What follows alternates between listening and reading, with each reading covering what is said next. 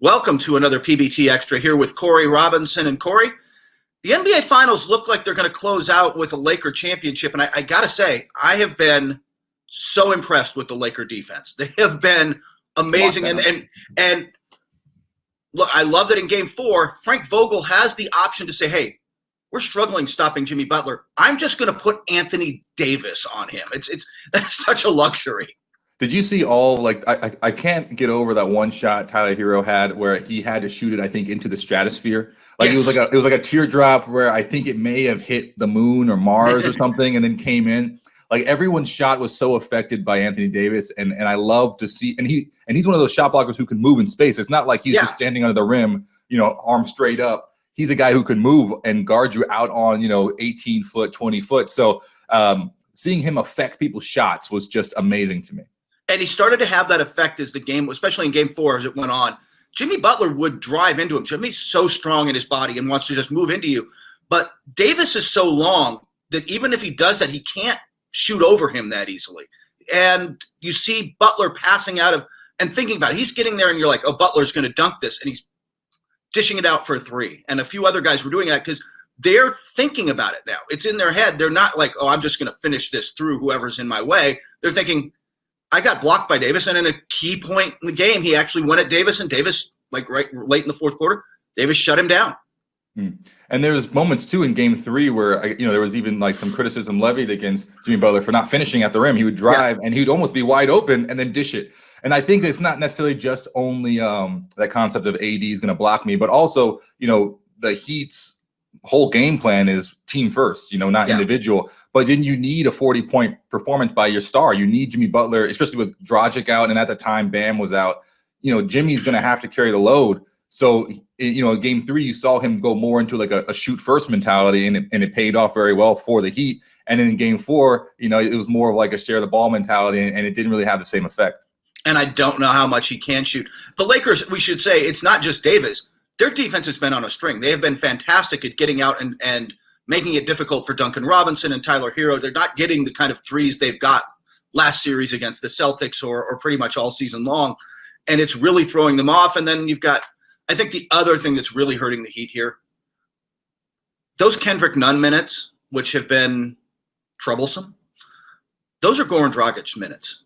And they just miss his penetration. They miss his quickness. They can't break down the Lakers defense without him. I don't know if they could with him, but they really can't without him. And really quick on the Duncan Robinson part, I remember one play in particular in Game 4 where he's coming off the screen. KCP was kind of a little taken off guard. There was a little bit of separation, but Duncan Robinson once again had to adjust his angle, his arc, and he made the shot. But I was like, that's a hard 3-pointer for your go-to 3-pointers to get 3-point shooters to get, and you're relying on him to make those type of shots consistently for you to win. That's a tough shot. So that was just, endemic to your point. But yeah, I think when it comes to Dragic versus Nunn, earlier on in the series, Kendrick Nunn had a nice bit of light, like a spark plug for the series, for the Heat. But then that's the difference, I guess, between you see Hero, who almost never backs down. Every single game, it's 18, 19, 20 points. He's so consistent at this level. And Kendrick Nunn, although he has been great all season and early in the series, I don't think he's showing that same consistency later into the series. Which has been an issue. Yeah, Tyler Hero doesn't lack for confidence. There was a point in Game 4 where he brought it down in transition, but LeBron is back, and Hero brings it up, gets to about the top of the arc, and goes, yeah, I'm going to go at LeBron, and just tries to drive into him and score around him. And I'm like, dude, that may not be your best decision. It might be time to back it out. You weigh about a quarter of what LeBron weighs. You're just not going to be able to move him out of the way and get your shot off. But I love his confidence, and I think that as he matures and gets a little stronger, but also just his decision-making improves, that guy's going to be a force. You got to like how this Miami team is built going forward. Yeah, and like I said, I this is a team that, although I agree with you, I think the Lakers are probably going to close out in Game 5. But this Heat team does not lie down. I mean, they're going to fight every single inch. They're going to make you nail the coffin in, right? So, I think we're going to see another great matchup because even this Game 4, it was a dogfight. I have not seen anything really like that. It was a heavyweight brawl. Every single quarter was just, it was tough. And talk about the level of competition, the level of basketball, the level of execution. Everything about that game was a brawl. And it wasn't a sloppy brawl. It was just like a brawl. And I love that concept of how the Heat play against a team with two of the best players in the world, right? And think about what the Lakers bench did that game too in game 4. Rondo was playing extremely well. Imagine having Rondo and LeBron on the floor at the same time where they're both looking to pass. And there were several times when the Rondo was at the top of the key, he's driving, and then Bam doesn't even know what to do. Does he open the lane up because he know he might dish it out behind him to the 3-point? That's what happened later in the game with Anthony Davis. Or does he let Rondo go and score the layup? It's just everything is a dual threat. It's impossible to guard. What could get the Lakers, I think, in trouble if they're not going to close this? And I expect, look, they've got 3 chances now to close this out. I think they ultimately will. What could get them in trouble is turnovers. They continue to cough the ball up too much, Corey. Yeah, I think they had, 20 in game 3? Yeah. And this past game, the Heat didn't capitalize as much as they did in game 3, but yeah, it's still an issue.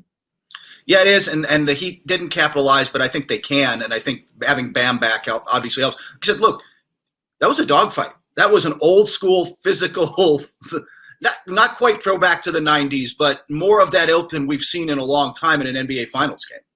Yeah, absolutely. And I was just thrilled to see the competitive nature of the Miami Heat on display. I love that chemistry. And to be honest with you, man, I would love to play for Spo. Like this whole series, I have just become like a massive Spo stan just because I just feel like that team culture is awesome. I feel like he's a no-nonsense guy who can build up the team and then, protect them. And that's the thing about Hero. You're talking about his confidence. Yeah, he's young, the youngest player, I guess, ever to start in the finals. But, he's a dog. And I love that. I love the fact that Butler and Bam and Goran and Spo all protect him and say, look, it doesn't matter what anyone else says. We know you're great. Keep shooting. Keep taking those shots. I want you, no matter how many you miss, just keep letting it go. And when you have that type of environment for a young player, you thrive, and you're seeing that. All right, Corey, I'm putting you on the spot. I mean, we don't have complete information because there's at least one more game to go, but I'm putting you on the spot. Okay. Who's your finals MVP? Anthony Davis. Really? Yeah. What about you? Who are you taking? I would go with LeBron. I mean, it's really close. And I think, honestly, what happens in game 4 could go a long way. Why are you taking Davis? He has been sublime. I think game 3 was a quote unquote lackluster performance. And he had his stat line was still crazy and he still made a huge impact in the game. The only problem was why it was so called lackluster, if you will, was because he had early foul trouble. Yep. I mean, every single game he's been unstoppable.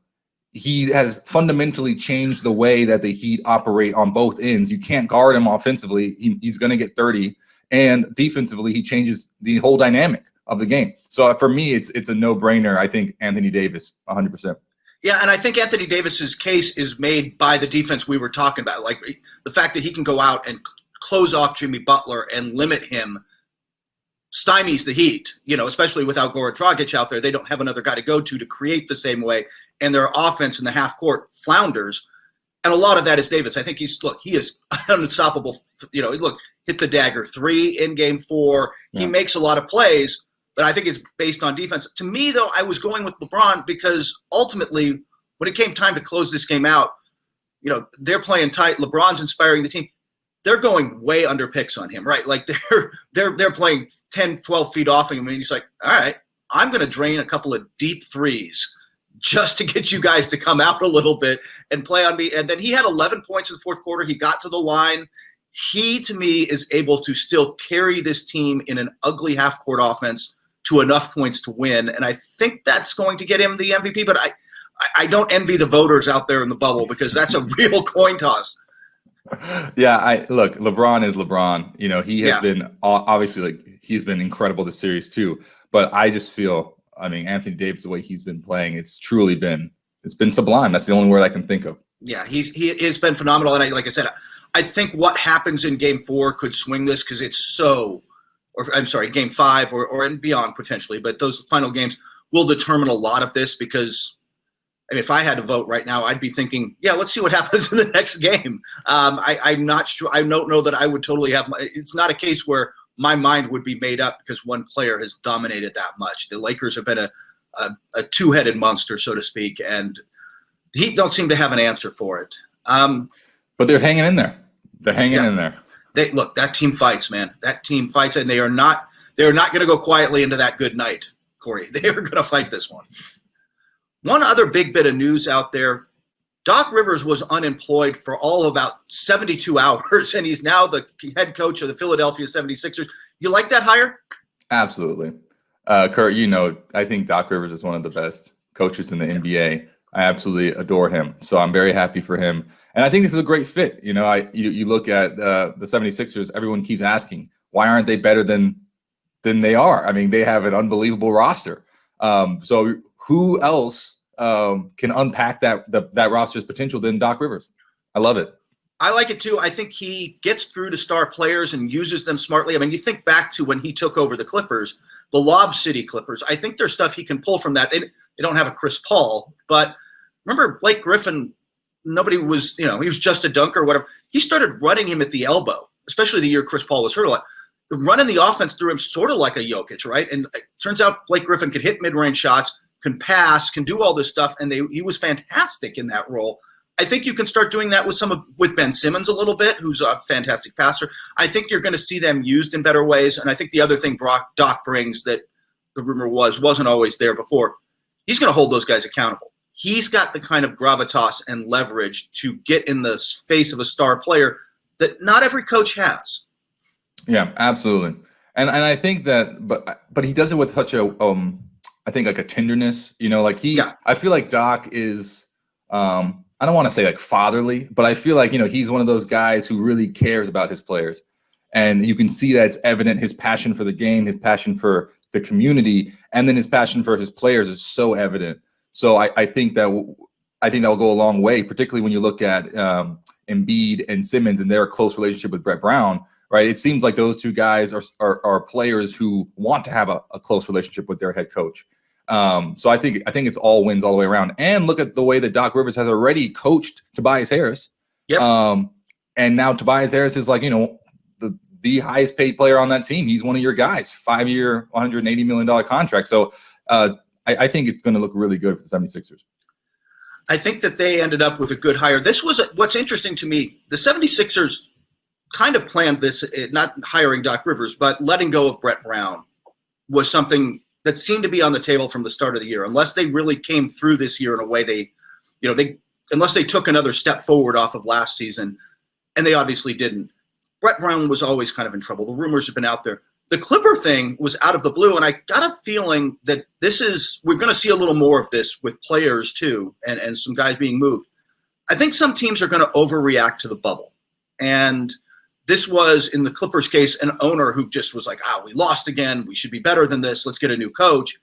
And Doc, look, there's some stuff you can point out about Doc's rotations and what have you in the finals or in the loss to Denver.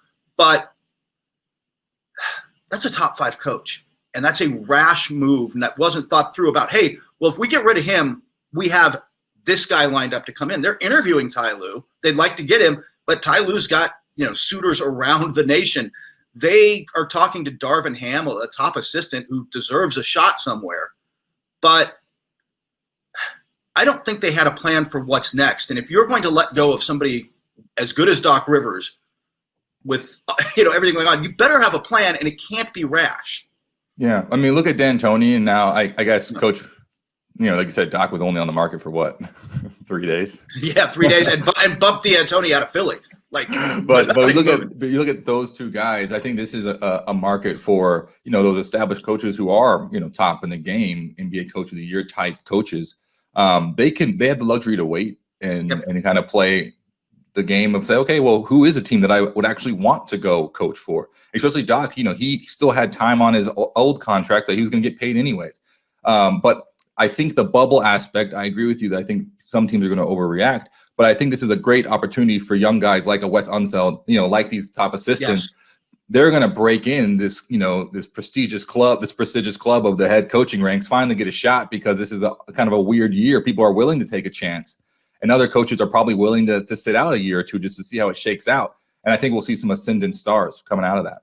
Yeah, I was a little surprised Doc didn't spend a year living off Steve Ballmer's money, golfing, and working a little for NBA TV or whatever. I was surprised, but he apparently wanted the Philly job. I just think it's going to be interesting to see. I think it is hard to extrapolate from the weirdness of the bubble, right? Like just the game styles were a little different. The conditioning of people was a little different. Obviously, the atmosphere is different. I love the way Tyler Hero and Duncan Robinson are playing through these playoffs in the bubble. Well, would they be exactly the same if there was a hostile crowd in Boston on them every game, or in whatever? I don't know, and I'm wondering if teams are going to read more into this than they should. It could lead to some really interesting offseason decisions. Yeah, no, that's a good point. It's interesting because you have different stressors in the bubble. You don't have the hostile fans, which in some cases, in at least from my personal experience playing at Notre Dame, when you have hostile fans, it actually gets you more excited to play because you want to silence everybody, and there's nothing better. There's no better feeling in the world than making a big play in a hostile environment and then just silencing the crowd. I mean, that is one of the best feelings. So that I'm sure some guys like me, I live for that, and other guys, the bubble probably detracted because they're like, this feels like an AAU game or a practice or a spring practice or something, where it almost doesn't have any meaning other than like the love of the game. And when you're 10 years, 12 years in the league, I'm sure that sometimes you're like, this is a job, and it's hard to get outside of that unless you have the hostile crowd to bring you back to the childhood love of the game. So I think I see both sides of it. But yeah, I'd be very curious. We saw Hero was a dog all year though, so I don't think he'll be affected. I think that we learned something else, Corey, today, and turns out some people don't like Notre Dame. I had no idea, but apparently there are some anti-Notre Dame fans out there. Yeah, you might need to talk to anyone from Michigan or anyone from Southern California. But all right, Corey, thanks a lot again, man. Thank you.